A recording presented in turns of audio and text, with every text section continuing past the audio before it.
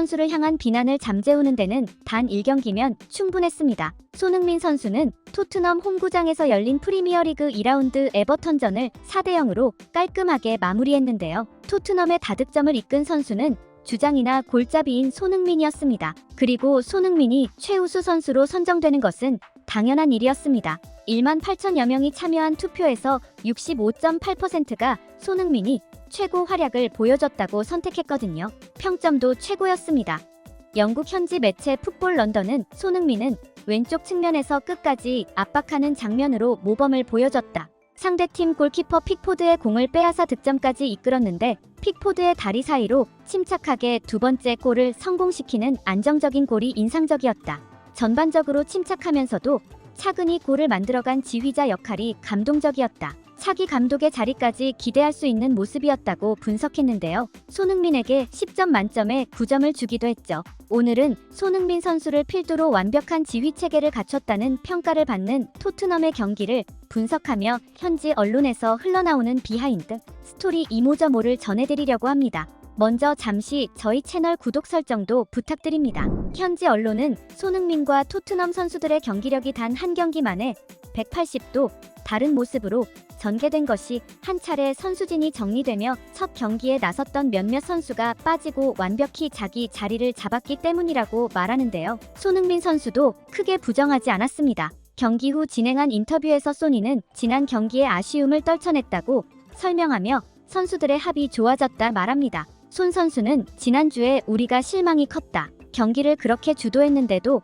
파이널 서드에서 좋지 못한 판단과 패스가 많았고 참 힘들었다. 이번 주에는 그래도 파이널 서드에서 제 역할을 했다. 모두 침착하게 훌륭한 판단을 보여줬다는데 매우 만족스럽다. 선수들도 팀의 승리를 1순위로 두고 뛰는 모습이 좋았고 누가 누구를 차별한다거나 누군가는 패스를 하지 않거나 하는 일이 없었다라고 말했죠. 포스텍 감독 역시 수훈 선수들을 언급하며 소니가 선수들을 잘 지휘하고 있다고 치켜세웁니다. 포 감독은 구단의 전설이 되는 것과 관련해 정해진 기준은 없지만 소니가 모든 걸 다 끝내면 이 클럽에서 존경받는 선수로 남을 것임을 믿어 의심치 않는다. 하지만 난 소니가 여전히 더 많은 것을 해내고자 하는 의욕을 품는다는 점이 마음에 든다. 그게 우리 팀의 핵심이다. 소니는 선수들을 적절하게 지휘하고 정신적으로 의지하는 리더십의 표본이 됐다. 건설적이고 건강한 생각을 갖고 뛰는 선수만이 손흥민이 이끄는 토트넘에 남아있을 수 있을 것이다라고 말했죠. 현지 언론 역시 손흥민의 리더십과 함께 동료 선수들의 빌드업이 좋았다는 점을 지적합니다. 영국 풋볼 런던은 지난 경기와 공격력이 완전히 달라졌지만 구조 자체는 똑같았다. 토트넘이 세트피스를 포함해 다양한 방식으로 상대를 위협했다. 벤탄쿠르처럼 팀에 적절하게 융화되지 못하는 선수가 빠지자 놀랍게도 팀이 정상화됐다. 강력한 경기력이 일관된 결과로 나왔고 여러 공격 수단이 적절하게 활용됐다. 손흥민이 깔대기처럼 모든 패스를 독차지하지 않았으며 가장 적절한 순간에 가장 적절한 위치에 있는 선수들에게 적절히 배급됐다. 주장 손흥민은 이를 가장 아름답게 지휘했을 뿐이다라고 평했죠. 뿐만 아닙니다. 이번 시즌 손흥민 선수를 도와 우승으로 이끌 수훈 선수를 점치는 현지 언론도 있습니다.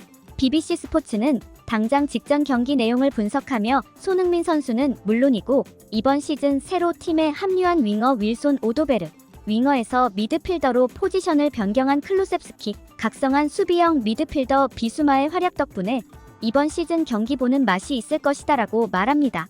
먼저 오도베르는 우리 팬들에게는 다소 낯선 인물입니다. 오도베르 선수는 이번 시즌 토트넘에 새롭게 합류한 유망주인데요. 첫 출전 경기에서부터 강력한 인상을 남긴 스타의 목이기도 합니다.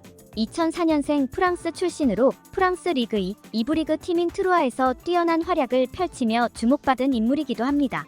트루아에서의 활약을 바탕으로 곧바로 지난 시즌 EPL로 직진해 지금 독일 분데스리가 바이에른 뮌헨에서 김민재를 지도하는 콤파니 감독에게 지도받으며 스타성을 키워갔는데요. 뛰어난 스피드와 기술로 양 측면에서 활약할 수 있는 그는 이번 여름 이적 시장을 통해 토트넘 유니폼을 입게 됐죠. 그런데 놀랍게도 그는 현재 토트넘에서 손흥민의 후계자 포지션을 잡고 있다고 합니다.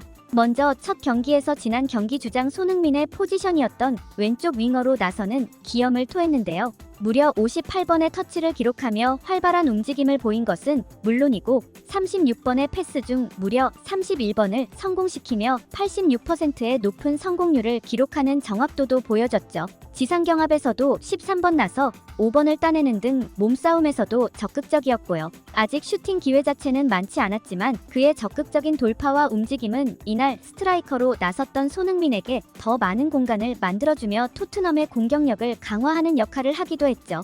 누구라도 손흥민 선수에게 패스하며 골을 만들어내고 팀의 승리를 견인할 수 있는 선수라면 언제나 환영인데 소니 밑에서 잘 커서 후계자는 물론이고 팀의 보배가 되길 바랄 뿐이죠.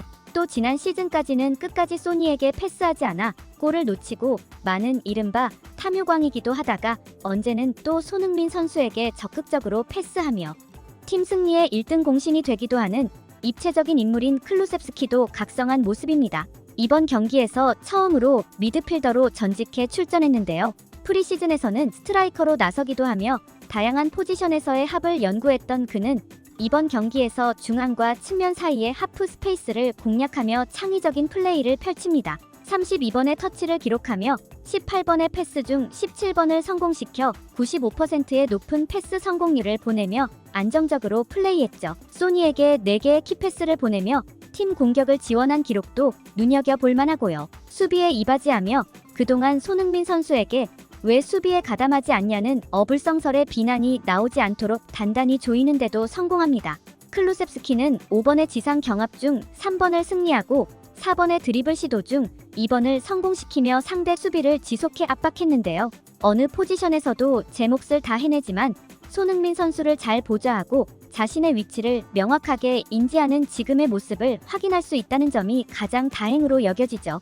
여기에 더해 손흥민 선수는 미키 판더벤도 치켜세웁니다. 판더벤은 후반 32분 손흥민의 두 번째 골을 어시스트한 선수이기도 한데요.